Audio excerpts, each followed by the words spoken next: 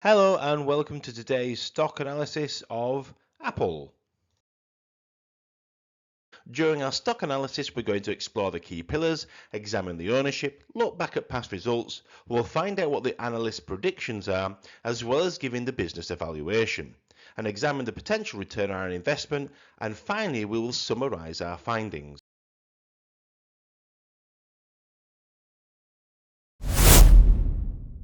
Let's start by looking at the key pillars for the trailing 12 months. In the book Rule 1 by Phil Town, he suggests that these are the key metrics when first evaluating a business. The first pillar we are going to explore is the earnings per share. This is where we take the net income and divide it by the shares outstanding. For Apple, this is a steady 6% increase. Now let's look at the free cash flow, which is the money a business can generate from its operations. And this has increased for Apple by 540%.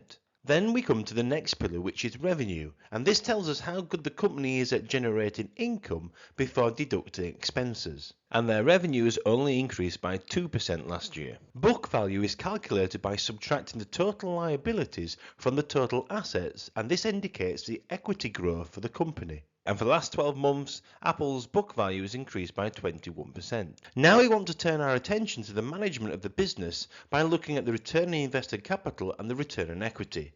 These two measures allow us to assess a company's efficiency at allocating capital under its control.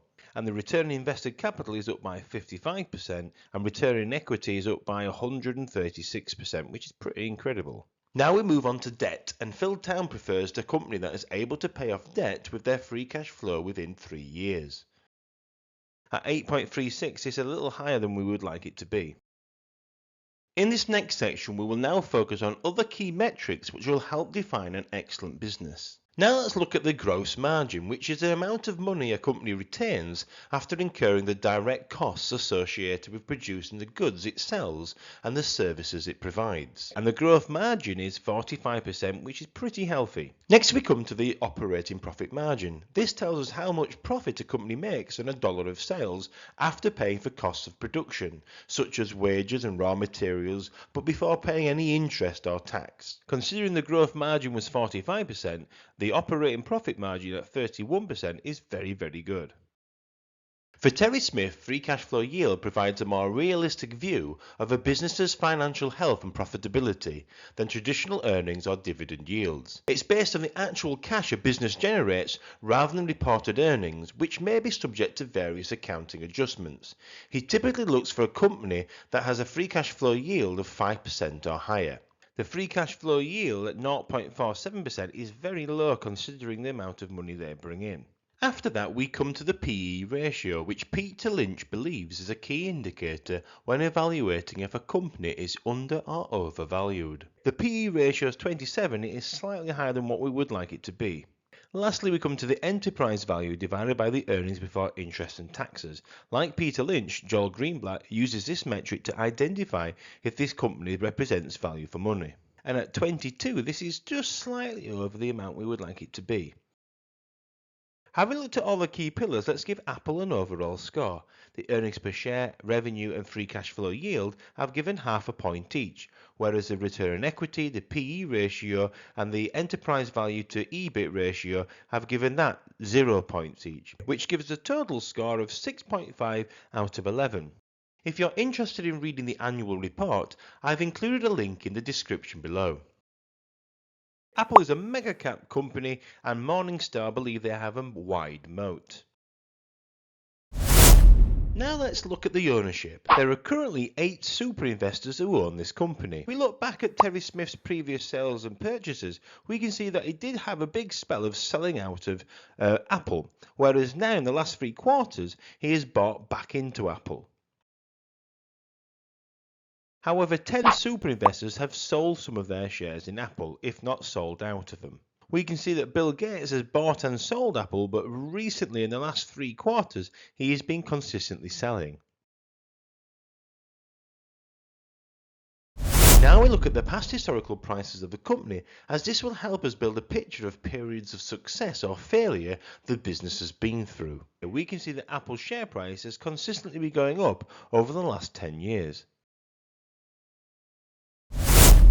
So let's see what the analysts think. On average, the analysts believe that the price target should be about $205, but some believe it can go as high as $250. Contrasting analyst reports suggest that Apple is overpriced, while others believe that they are at fair value. The overall consensus is that Apple is a buy, and collectively the analysts believe that the company will continue to grow about 10% over the next 5 years. Let's use a growth model to build the valuation. So I will use the current earnings per share of 6.48 as my starting point when creating the valuation. Based on a combination of the past growth and future analyst predictions, I'm going to estimate the EPS growth will be about 12%. I'm going to estimate that Apple's future PE ratio is going to be 28. After that, I'm going to project these numbers forward by 10 years. This then gives me an estimated future stock price of $563.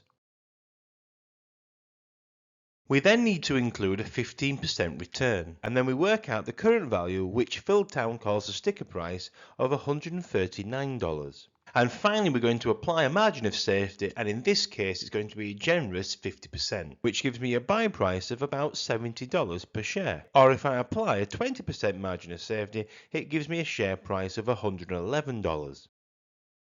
If we look at the revenue and expenses chart, we can see that 55% of the revenue brought in goes on the cost of sales. If Apple could lower this, it would improve their gross margin, which is currently 45%. In this next section, we're going to split the chart into different zones. Our first zone is the market bottom for Apple, which is about $53. And we have recently entered into zone 2, which is between $124 and $167. Then we come to zone 3, which is between $167 and $195. And finally, zone 4 is what we identify as our exit strategy, or at least the point we take some profits off the table, which is $195. In this graph, we're going to compare the operating profit margin of Apple, Microsoft, Five, Etsy, and Coupang. By comparing the operating profit margin, we can see the relative performance between Apple and its similar competitors. The chart shows that Apple are better equipped and more efficient at generating profits from its core business activities than its competitors. In this next graph, we compare the return on invested capital between companies within the same industry, and we can see that Apple is significantly outperforming its closest rivals. The PE ratio and the enterprise value to EBIT ratio shows that whilst Apple is slightly overpriced at 27 and 22, it is still cheaper than its rivals. In this next section, we find out what our potential return would be if we bought at today's price and at the 52-week low. The return we would receive if we bought at $165 and sold at $200 would be 21%. We would see a return of 27% if we bought at the 52-week low of $163 and sold at $200. Finally, let's summarize what we found out about the company. When reviewing the key pillars, Apple scored 6.5 out of 11. Under ownership, 8 super investors have bought in the last few quarters and 10 have sold their shares. In the past decade, we can see the average share price has trended up. Analysts are indicating that Apple is a buy and they're predicting that they will grow by 10% over the next few years. Using a different valuation model, my personal buy price would be about $111. My final overall rating is 3 stars out of 5, and I have given this a category B rating within my own stock watch list. Thank you for joining me during this stock analysis video. As I'm a relatively new channel, please consider using the comments section to help me develop the content I'm creating.